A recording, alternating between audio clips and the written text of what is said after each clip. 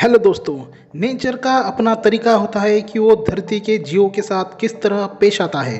Nature कभी कभी काफ़ी खतरनाक हो जाता है, जिसकी वजह से बहुत से जीवों का नामो निशान धरती से मिट जाता है। वही कभी कभी उसके खतरनाक रूप में सरवाइव करना कुछ जीव सीख लेते हैं, तो उनकी तादाद भी हमारे प्लेनेट पर काफ़ी ज़्यादा बढ़ जाती है। लेकिन जो जीव नेचर का खतरनाक रूप को बर्दाश्त नहीं कर पाता, वह इस प्लेनेट से हमेशा के लिए ही खत्म हो जाता है, जैसे कि डायनासोर। लेकिन नेचर तो जीवों को धीरे धीरे या कभी कभी ही खत्म करता है, पर इंसान लगातार ऐसे मतलबी काम करता जा रहा है जिससे बहुत से जीव हमेशा के लिए पृथ्वी से खत्म होते जा रहे हैं। हम इंसान इन जानवरों के लिए वही एस्ट्रॉयड बन गए हैं जिसने डायनासोर को खत्म कर दिया था। हमने ऐसे काम किए जैसे शिकार करना हो, फिर उन जगह पर कब्जा करना हो जहाँ ये जानवर रहते थे, या फिर पोल्यूशन फैलाना हो जिससे ये जानवर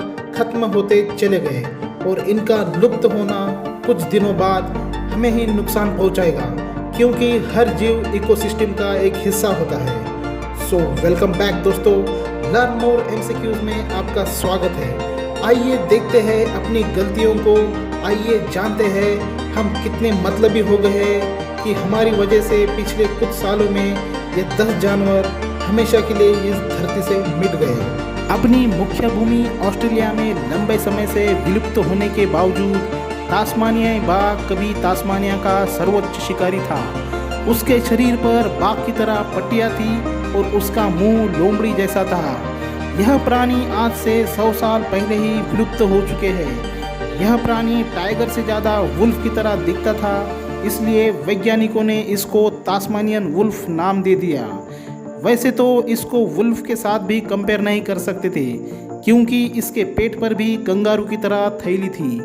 जब यूरोपीय लोग ऑस्ट्रेलिया में 18वीं सदी में रहने को आए, तब इसकी संख्या यहाँ काफ़ी थी, लेकिन वो विलुप्त नहीं हुए थे। लेकिन बाद में 19वीं सदी तक इंसानों ने इस अनोखे जीव का शिकार करना शुरू किया।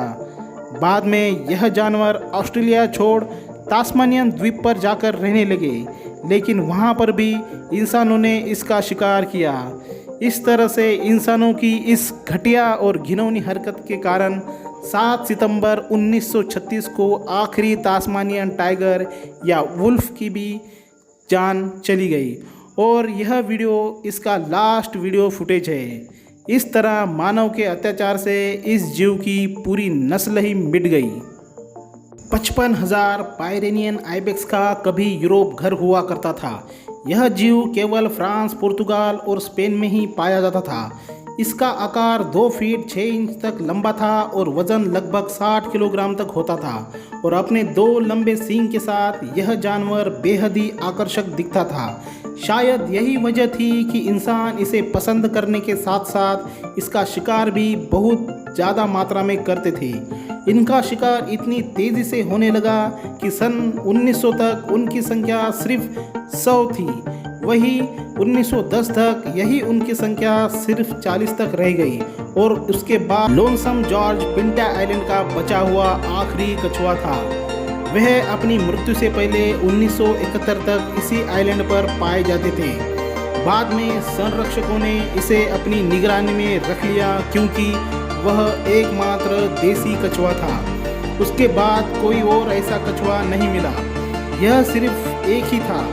अपने 100 वर्षों से अधिक समय तक जीवित रहने के बावजूद उसने हम इंसानों को कोई तकलीफ नहीं दी। वैज्ञानिकों ने इस प्रजाति को बचाने के लिए काफ़ी मशक्क़त की, लेकिन वे असफल रहे। बाईची डॉल्फिन केवल चीन की यांगसे नदी में पाई जाती थी। आकार में यह डॉल्फिन 7 से 8 फीट लंबी और वजन में यह डॉल्फिन 150 से 200 किलो तक होती थी। बाईजी डॉल्फिन दुनिया की उन प्रजातियों में शामिल थी जो नदियों में पाई जाती थी। इनमें बहुत अधिक विकसित सोनार और बहुत कम दृष्टि थी, क्योंकि यांगसी नदी बहुत ही अस्पष्ट और तलछट से भरी हुई थी। चीन में बाईजी शब्द का अर्थ सफ़ेद डॉल्फिन होता है। चीन में जब पहला डॉल्फिन सर्वेक्षण 70 और 80 के दशक में हुआ, तब इनकी संख्या सिर्फ 400 थी, और 20वीं शताब्दी के अंत तक यही आंकड़ा 13 तक आ गया था। इसकी विलुप्ति का प्रमुख कारण चीन की सरकार द्वारा यांगसी नदी का उपयोग परिवहन और जल विद्युत के लिए काफ़ी मात्रा में हुआ और बहुत मात्रा में मछली पकड़ने के कारण बाईजी डॉल्फिन की आबादी में काफ़ी गिरावट आ गई थी और यह प्रजाति नष्ट हो गई। 2006 में इसे विलुप्त घोषित कर दिया गया। कैरिबियन मॉन्ग सील यह सील की एक प्रजाति का नाम है। यह शानदार जीव 2008 में ही धरती से पूरी तरह विलुप्त हो चुका है। यह स्तनधारी समुद्री जीव 1.5 मीटर से 2.5 मीटर तक लंबे और इनका औसतन वजन 200 किलोग्राम तक रहता था। इन समुद्री जीवों की ज़्यादातर संख्या कैरिबिया के समुद्र में थी। इन शानदार जानवर के लुप्त होने का कारण भी इंसानों द्वारा बहुत ज़्यादा शिकार करना था। इनके मीट और फर की डिमांड बहुत ज़्यादा थी।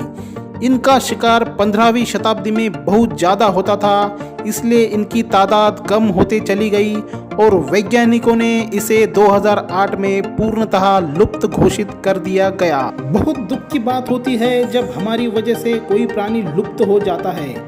जावन टाइगर की यह प्रजाति 1970 में ही लुप्त हो गई थी। यह जानवर इंडोनेशिया के जावा आइलैंड पर रहा करता था।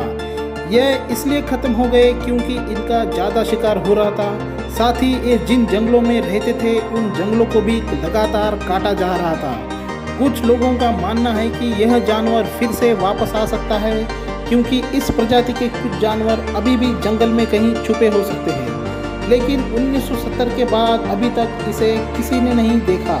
ज़ेब्रा और हॉर्स की तरह दिखने वाला यह जानवर अब पृथ्वी पर नहीं पाया जाता। एम्स्टर्डम के एक जू में दुनिया का आखिरी क्वागा रहता था, वो भी सन 1883 में खत्म हो गया। यह जानवर साउथ अफ्रीका में पाए जाते थे। इनकी केवल 7 हड्डियों के ढांचे दुनिया भर के म्यूजियम में रखे गए हैं क्योंकि हम इंसानों की यही आदत है, पहले जानवर को खत्म करो, बाद में इनके ढांचे म्यूजियम में रखकर उनकी स्टडी करो। पिछली सदी से गेंडों की संख्या काफ़ी तेज़ी से खत्म होती जा रही है। इसकी 2 वजह है। एक तो इनके घर पर इंसानों का कब्जा, दूसरी वजह है इनके कीमती सींग। वेस्टर्न अफ्रीका में पाए जाने वाली गेंडों की यह प्रजाति 2011 में ही इस प्लैनेट से पूरी तरह लुप्त हो गई। इसकी वजह है इसका बहुत ज़्यादा शिकार। इसका इतना ज़्यादा शिकार हुआ कि 2011 में यह बिल्कुल ही गायब हो गए। एक बड़े पैमाने पर हुए गेंडों के सर्वे में यह पाया गया कि एक भी वेस्ट अफ्रीकन ब्लैक राइनो कहीं भी नहीं दिखाई दिया। मजबूरी में वैज्ञानिकों को इसे एक्सटिंक्ट घोषित कर देना पड़ा। आयरिश यल्क, जिसको जायंट डियर के नाम से भी जाना जाता है, इतिहास में पृथ्वी पर रहने वाली हिरणों की सबसे बड़ी प्रजाति मानी जाती थी। आखिरी मिली कंकाल की कार्बन डेटिंग के आधार पर यह पता चला है कि यह कंकाल 7700 साल पुराना था। यह आज मौजूद लाल हिरणों से मिलती जुलती प्रजाति थी, लेकिन आकार में यह इनसे काफ़ी बड़े और भिन्न थे। यह आकार में 7 फीट लंबे होते थे। इनके सींग लगभग 12 फीट लंबे और वज़न 500 से 600 किलोग्राम तक होता था, जिससे ये अंदाज़ा लगाया जाता है कि यह कितने बड़े और विशाल जानवर थे। ऐसा अनुमान है कि बहुत बड़े और वजनी सींगों के कारण पेड़ों में फंस जाने के कारण यह तेजी से विलुप्त होते गए। साथ ही हिमयुग की समाप्ति के समय भी बर्फ में दबना भी इनकी विलुप्ति का एक मुख्य कारण माना जाता है। सेबरटूथ इतिहास में रहने वाला सबसे खूंखार मांसाहारी जानवर था। यह देखने में लगभग बाघ जैसा लगता था, लेकिन इनके दांत काफ़ी लंबे होते थे जो इनके मुंह में बंद होने के बाद भी बाहर निकले दिखाई देते थे। इन्हीं लंबे दांतों के कारण इन्हें सेबरटूथ कहा जाता था। ऐसा माना जाता है कि आज से लगभग 45 लाख से 11,000 साल पहले यह दुनिया भर में पाए जाते थे। यह इतने विशाल और ताकतवर थे कि मैमथ का भी शिकार आसानी से कर लेते थे। इनके विलुप्त होने के कई कारण माने जाते हैं, जैसे कि बड़े शिकारी का तेजी से खत्म हो जाना तथा मनुष्यों से सीधा उनका टकराव हो जाना आदि। आशा करता हूँ आप सभी को यह वीडियो ज़रूर पसंद आया होगा। अगर पसंद आया हो तो लाइक करिए, शेयर करिए और सब्सक्राइब कीजिए। धन्यवाद।